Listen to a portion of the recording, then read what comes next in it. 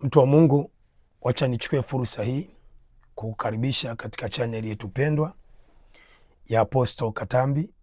Chaneli hii inatupa kujifunza kujua ulimwengu wa roho na kuweza kufahamu mambo makuu ya kutenda katika ulimwengu wa roho na kukupa maarifa katika kushinda kwenye kila eneo la vita unaopitia katika ulimwengu wa roho. Nichukue fursa hii kukukaribisha sana katika chaneli yetu pendwa ya Apostle Katambi. Kama ni mara yako ya kwanza kuja kwenye chaneli hii, na kuambia karibu sana.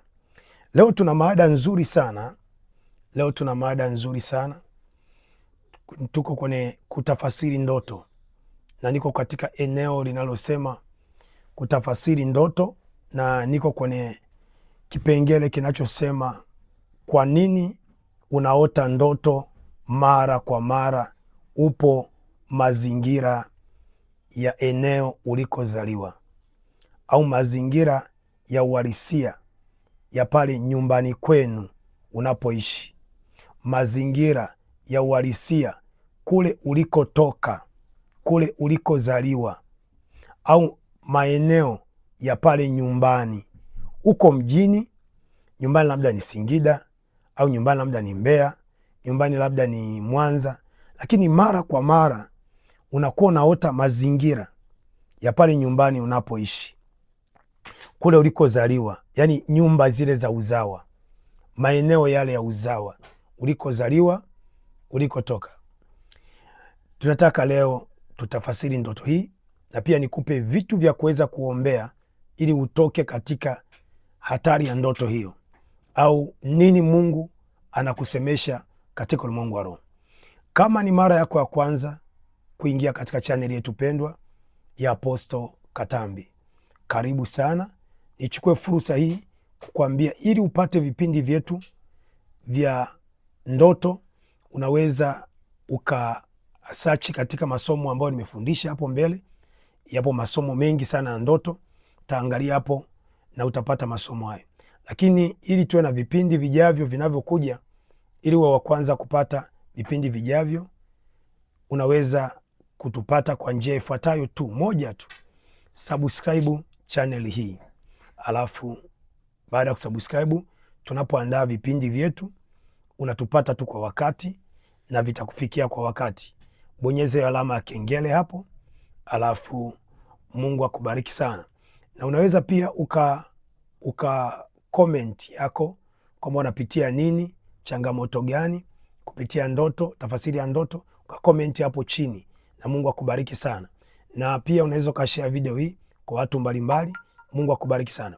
Okay, tuanze kama kawaida. Mara ya kwanza, kwa nini unaota ndoto uko mazingira ya pale kijijini? Kwa nini unaota ndoto uko kwenye mazingira ya pale nyumbani, kule ulikozaliwa? Nawezekana kabisa wakati mwingine unajikuta uko mjini, maisha yameshabadilika, sio kama yale ya zamani, lakini unashangaa, mbona ninaota mara kwa mara niko katika miji au yale maboma, au zile nyumba za kule kijijini, mazingira ya kule kijijini kwenu ulikozaliwa. Wakati mwingine unaota mara kwa mara umekaa kule kijijini, au uko kwenye mazingira unakula chakula pale kijijini, pale mazingira ya eneo ambalo ulilozaliwa. Pendwa unanisikiliza kwenye chaneli yetu ya Apostle Katambi, hili ni tatizo kubwa sana. Na ndoto hii ina tafasiri zifuatazo, na tafasiri nyingi, lakini tafasiri zifuatazo tutaweziweka katika vipengele vifuatavyo. Unapoota, ili uweze kupata neema ya kuweza kusimama katika maombi na kuweza kutoka katika changamoto hiyo. Cha kwanza, unapoota moja kwa moja uko pale kijijini, kwenye mazizi ya ng'ombe ya kijijini, kwenye mazingira pale, nyumba za kijijini, maeneo ya kijijini kule ulikozaliwa, moja kwa moja, tafasiri ya ndoto hii inakuonyesha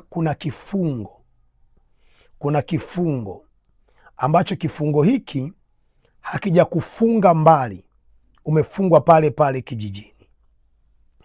Kuna kifungo ambacho umefungwa maeneo ya pale pale kijijini. Kwa nini nazungumza hivi?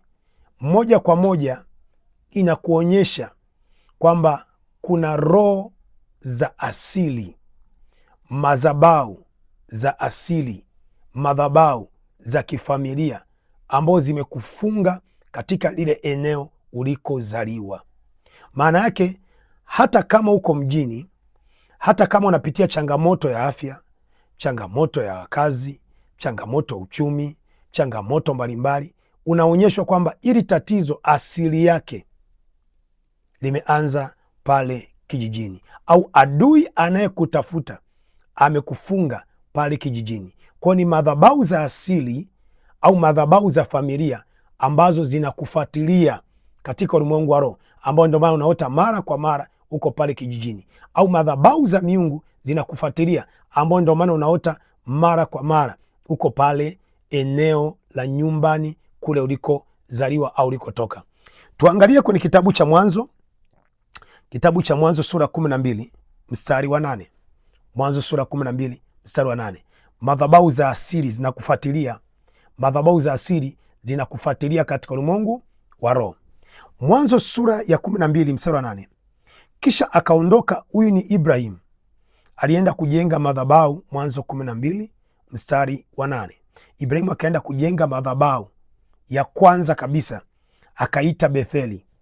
Kabla hapa alikuwa bado hajampata Isaka mwanaye. Yaani ni miaka mingi sana, sababu Ibrahim akuja pata mtoto akiwa na miaka mingi sana, ambaye alimpata Isaka. Kabla Isaka hajazaliwa, Ibrahim alijenga madhabahu inaitwa Betheli.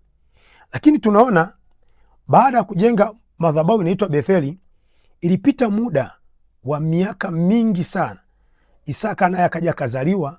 Baada ya Isaka kuzaliwa, fikiria mtoto amezaliwa ni mdogo mpaka amekuja kuwa mkubwa, na ile madhabahu ilikuwa ishajengwa zamani. Mtoto Isaka amezaliwa akaja kuwa mkubwa. Isaka akaja naye akatafuta mke, naye akapata mke, akapata mtoto na yeye ambao anaitwa Yakobo. Sasa ile madhabahu, nafundisha kwa nini unaota ndoto uko mazingira pale, eneo la pale nyumbani, eneo la pale kijijini, eneo la mazingira ya asili ya pale ulipozaliwa wewe, au mlikokulia wewe, au mji alionunua baba yako au aliyejenga mama yako au babu yako. Roho za asili zimekushikilia kwenye ile ardhi kupitia madhabahu ya familia. Roho za asili zimekushikilia kwenye ile ardhi kupitia madhabahu ya familia. Kwa utahangaika kuombea mambo mengi, utahangaika si unapiga anatoka hapo anatoka, roho za asili. Sasa maandiko yanasema Ibrahimu alipojenga madhabahu ikapita miaka mingi. Mwanzilishi Ibrahimu akajenga madhabahu, ikapita miaka mingi sana. Na baada ya miaka mingi kupita, Ibrahimu huyu akakuja kupata mtoto anaitwa Isaka. Isaka fikiria alikuwa mpaka akawa baba mzima, naye akaja akaoa. Akazaa mtoto anaitwa nani? Yakobo. Yakobo naye akaja akakua, akawa naye ni mtu mzima, anatakiwa naye afanyeje? Aje aoe. Ndio anashuka sehemu inaitwa Betheli. Anashuka sehemu inaitwa Haran. Kitabu cha Mwanzo sura 28 na kuonyesha madhabahu za asili zinavyovuta. Yakobo alivyojenga ile madhabahu, Ibrahimu alipojenga ile madhabahu akaja akazaa mtoto, baadaye akaja akafa. Miaka Isaka naye akaja akakaa akapata mtoto naye akakua, lakini ile madhabahu bado ipo zaidi ya miaka 100 na kitu, 130, 140. Madhabahu bado ipo ile ya asili, inadai tabia za asili, inavuta roho za asili. Kwa nini unaota ndoto uko maeneo ya kijijini, uko maeneo pale nyumbani? Kuna roho za asili zinafanya kazi, zinakufuta madhabahu za asili ya kwenu. Hizo ndo za kuvunja. Sasa Ibrahimu alipofanya hivyo, Yakobo akaja tena. Yakobo huyo mjukuu akawa anashuka anaenda Betheli, anashuka anaenda Haran kutafuta mke wa kuoa. Lakini Biblia inasema katika Mwanzo sura 28, Yakobo akafika mahali fulani. Mwanzo sura 28 ukianzia mstari wa 10, Yakobo akafika mahali fulani akapumzika pale, akawa naona hali nzuri, yuko kwenye msitu mkubwa, na katika msitu ule ndipo ambapo babu yake Ibrahimu alijenga madhabahu. Hata Isaka mwenye haijui kwamba madhabahu ilikuwa pale. Baba yake na Yakobo. Babu yake Isaka, babu yake Ibrahimu ndo alijenga, babu yake Yakobo ndo alijenga madhabahu, akawa amekufa. Asa hata Isaka alikuwa hajui madhabahu iko wapi. Lakini huyu Yakobo naye alikuwa hajui kwamba pale pana madhabahu. Biblia inasema akashuka akawa anamtoroka ndugu yake Esau. Akafika sehemu akajisikia tu kukaa pale kwenye msitu mkubwa, pori zito, wanyama wakali wanalia, huku ndege wanalia. Akakaa pale, lakini Yakobo akajisikia tu kupata amani. Kumbe ya kujua kuna madhabahu ya asili ya babu yake Ibrahimu ambayo alijenga mahali pale, ambayo ndio inamvuta kwenye mazingira yale. Ndio maana leo uko mjini lakini unapambana kufanikiwa. Madhabahu ya asili inavuta umaskini kwako. Unapambana unarudi nyuma. Unapambana, madhabahu ya asili inavuta kwamba hakuna kukaa na mwanaume. Unapambana uishi na mwanaume kwa amani, kwa furaha. Madhabahu ya asili nasema wewe kwetu hatuishi na wanaume. Unapambana kufanikiwa. Madhabahu ya asili ya kwenu inasema kwetu sisi hatufanikiwi. Kipata hela matatizo yametokea.